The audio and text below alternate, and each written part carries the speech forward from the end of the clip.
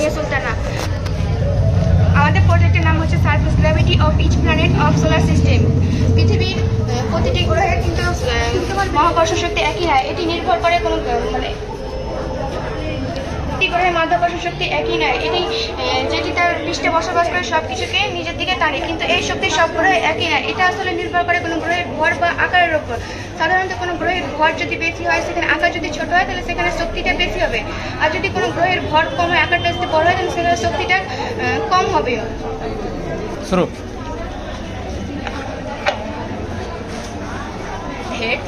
পৃথিবীর অভিকর্ষজ ত্বরণের মান হচ্ছে 9.8 মিটার পার সেকেন্ড স্কয়ার। তো আমরা পৃথিবীতে যদি কোনো 3 কেজি ওজনের বস্তুকে তুলতে চাই তো ঠিক এরকম অনুভব হবে।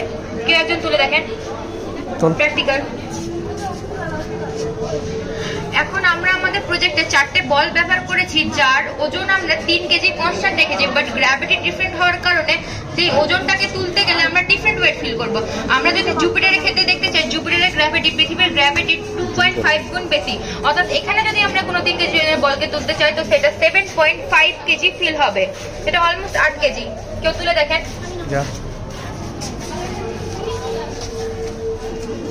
মানে ওয়েটটা কনস্ট্যান্ট বাট ফিল হচ্ছে ডিফারেন্ট।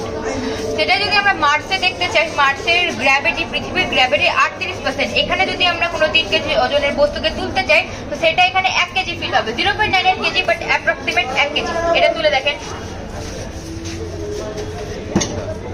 কম।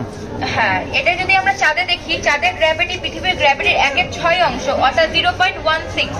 তো এখানে যদি আমরা কোনো 3 কেজি ওজনের বস্তুকে তুলি তাহলে সেটা এখানে 400 গ্রাম মনে হবে।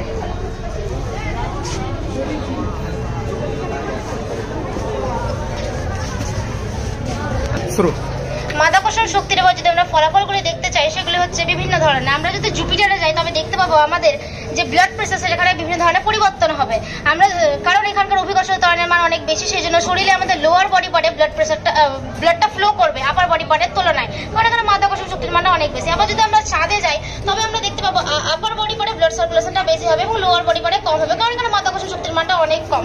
আবার এখানে আমরা দেখতে পাবো আমাদের হাইট নিয়ে, পৃথিবীতে যেটা নর্মাল হাইট তার তুলনায় যদি আমরা জুপিটারে যাই সেখানে হাইটের বিভিন্ন ধরনের পরিবর্তন দেখা যাবে, কারণ এখানে মাধ্যাকর্ষণ শক্তির মান বেশি। আমাদের হাইটটা অনেকটা হলে কমে যাবে এবং সাধারণভাবে আমরা হাঁটাচলাও করতে পারবো। আমরা দেখতে পাবো এখানটাতে আমরা মাটির সঙ্গে সংস্পর্শে থাকার চেষ্টা করবো এবং হামাগুড়ি দিয়ে চলার চেষ্টা করবো। আবার যদি আমরা চাঁদে যাই তবে এখানে আমাদের হাইট বাড়বে না, কিন্তু তুলনামূলক আমরা কিছুটা স্ট্রেচেবল হয়ে যাবো এবং আমাদের সিদ্ধারগুলো সেগুলো বেশিভাবে প্রসারিত করতে পারবো। এরকম ধরনের বায়োডাইভার্সিটি চেঞ্জ দেখতে পাবো যদি আমরা অন্যান্য গ্রহে যাই।